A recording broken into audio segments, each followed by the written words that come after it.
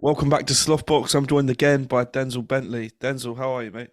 I'm good, thanks, man. And yourself, bro? Yeah, not too bad. I mean, just a couple of weeks ago now, against Kieran Smith on the Joe Joyce undercard. What a win! What a knockout, mate. Talk me through that night and how you felt. Yeah, no, it was a good knockout. Um, I wanted to make a statement. You know, I wanted to make it loud and clear that I'm a world level fighter. Mm, Um, of course, the whole British win the British outright and stuff was on my mind as well. And he said a few things that just kind of like wound me up a bit. So I thought mm. I want to hurt you bad now. So like I'm happy he's okay, but I mean like I wanted to hurt him. Like I Yeah, wanted yeah. to hurt. Yeah. But that was my next question. Like watching it myself, I was watching it with my dad, and we knew we thought he was going to win, but for it to end that quick and in that fashion, it was a statement. And do you feel now that you've surpassed that level? It's the next thing. Yeah, 100%. I have. I mean, I proved that with the Yannick fight, but I kept saying the Yannick fight's done now. It's done. Like Mm, it's happened. I've got to now prove it weren't just one of those nights where I turn up and that was my best. Because if that was my best and I came up short, that's not good enough.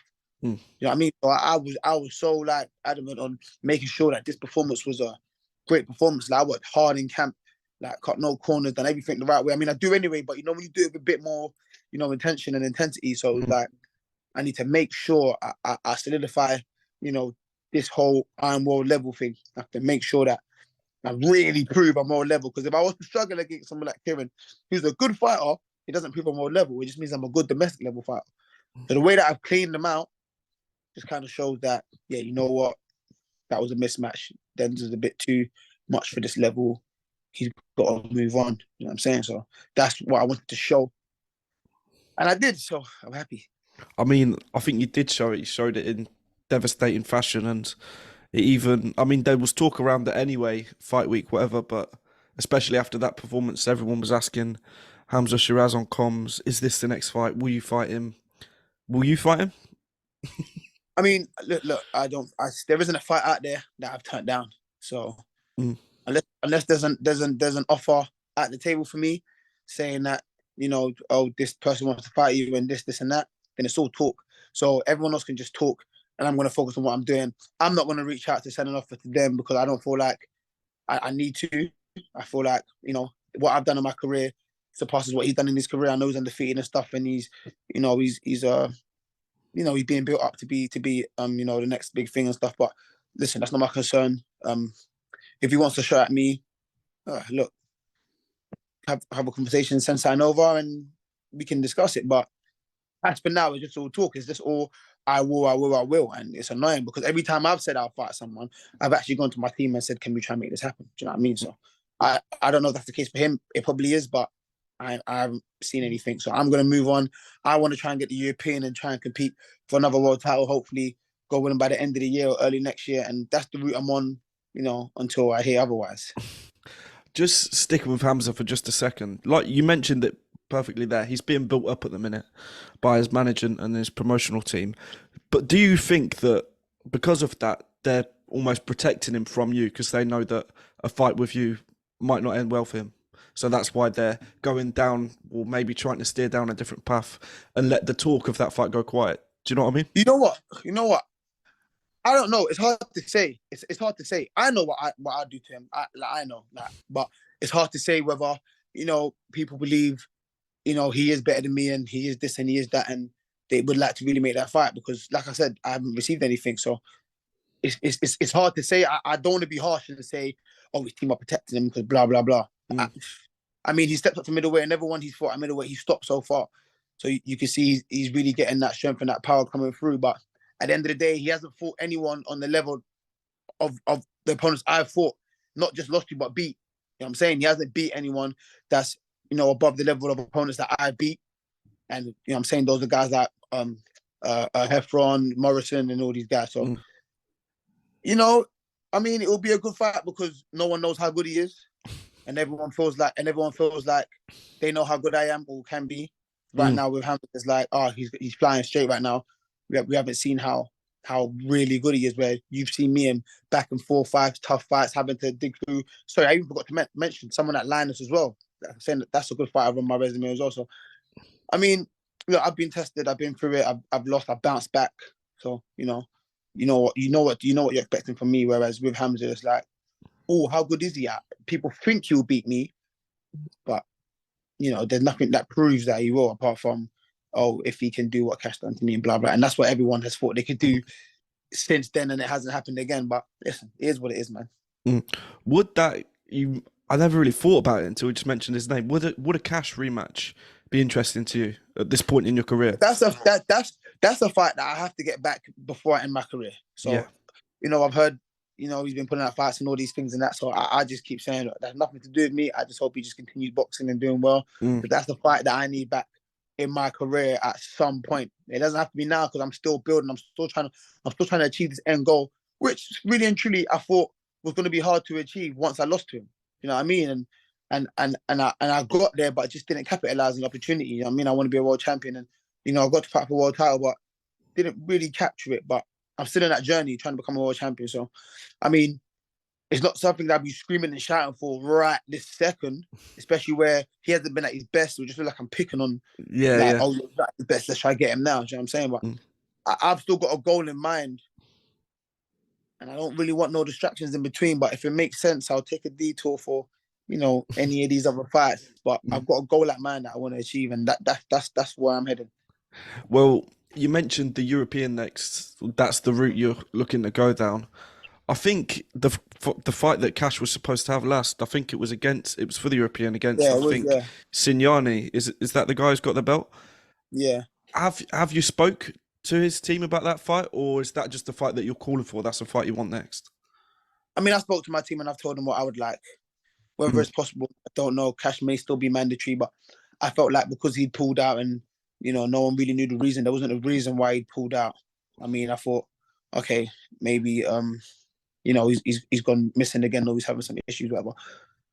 So he may not be able to fight for that as soon as he would like to. So I thought, I told my team, I think I'm like third manager or second manager or something. So I thought maybe we could just slip in and try and get that fight. So if we can, I'll be grateful. Do you know what I mean? But if not, there's options. So we have to go another route. But I mean, I want to take these steps. You know what I mean? Like I've won the British, the European will be the next obvious step, and then obviously back to the world stage. But yeah, I mean, I would like an in between fight before going back to the world stage, just to not gauge where I'm at, but just to be like that little bit more comfortable. It's weird because I'm comfortable already. Like I'd love it next, but right now I've just had a nice win, get another nice win, and then go through it again. Do you know what I mean? You mentioned earlier that despite if the Cash fight came up next, you're focused on your targets and on your goals and ambitions. Just talk to me about a few of them, because I know when an offer comes to the table and it is a fight, like a big fight, like a Cash rematch, it does change things. But right now, forget that fight. Like you said, what are the goals and the ambitions for you at the minute, for the rest of the year, say?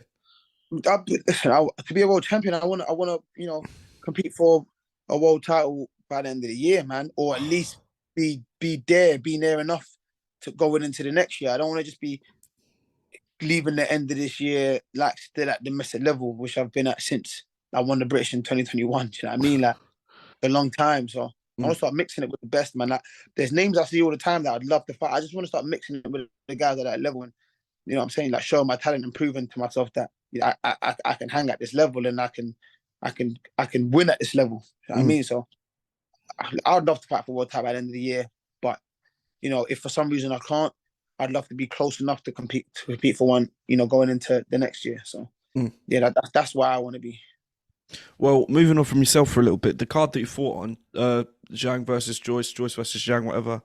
Well, it's been announced today that Zhang's confirmed that Joyce has asked or activated the rematch clause. Do you think that's the right move for him? Because there's been a lot of people saying, just move on, go for a different fight. You're 36 or 37.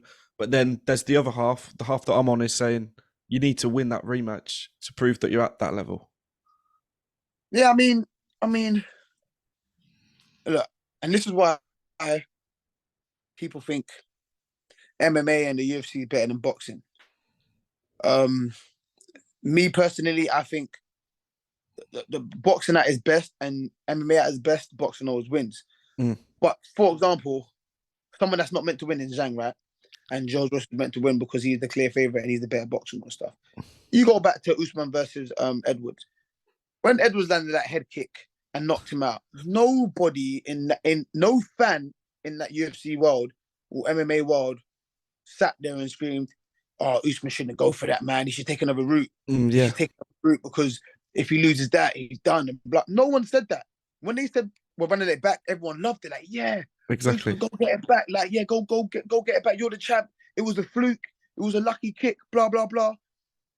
But in boxing, everyone wants everyone to swerve everyone, and then when someone is, you call them a duck. It makes no sense. Like, everyone wants to be smart. Like, then they look, we're fighters, innit? We're fighters. Cool, I get being smart and doing whatever and earning your money. Look, Joyce has earned good money. Obviously, he could earn better money if he was in a better position, but you can't swerve Zhang and, try and. I mean, you can, but it's not authentic. Like, especially where there's a rematch clause. You got to activate that rematch clause and beat Zhang and let everyone know I am Joe Joyce. I'm back. I had a bad night that day and I'm back. Don't get it twisted. Everyone else would be like, look, I don't think skill-wise you can hang with this guy.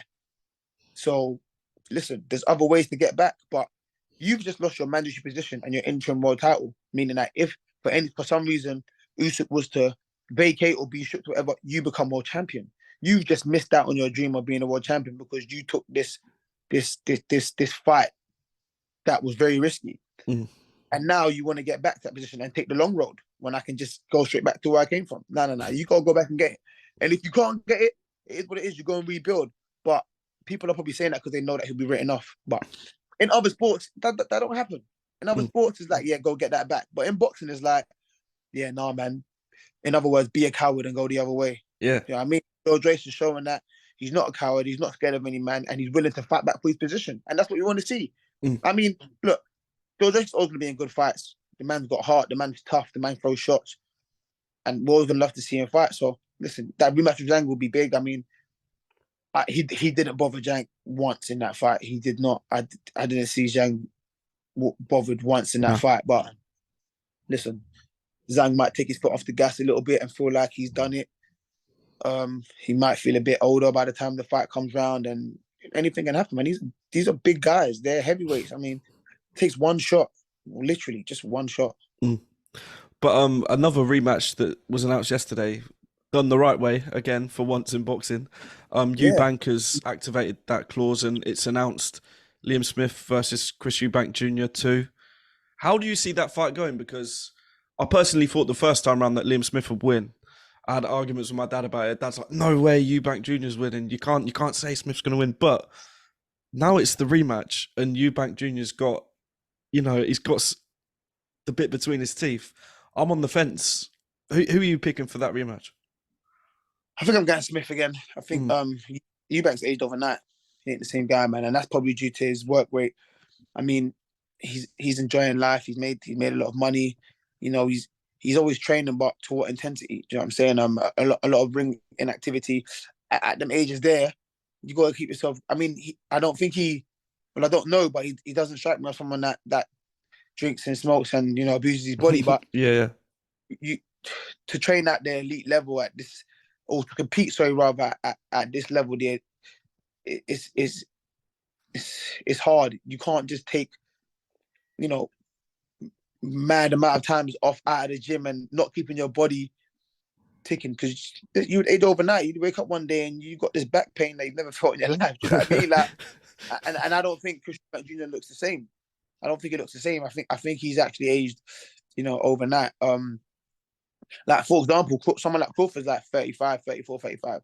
But he's in the gym. Like, even though he's inactive and he isn't boxing and stuff, he hasn't aged a bit because he's in the gym. He's always working. He's keeping his body consistent. He's keeping that level of intensity consistent. But Eubank Jr., from what I've seen on social media and stuff, he takes a lot of breaks and hanging out, being in Vegas, playing poker and enjoying his life, so to speak. But he's always in good shape. I'm guessing he eats well, but he's not training to that intensity. Whereas Liam Smith is one of them guys. He probably does, drink a little bit. You see him overweight sometimes, but he hasn't been as inactive as Eubank. He's in the gym. He has a camp. He's got a trainer that's putting him through his paces, whereas Chris Eubank does what he wants, trains how he wants. He's not one of them guys that that walks around overweight, so he mustn't have to do much in camp.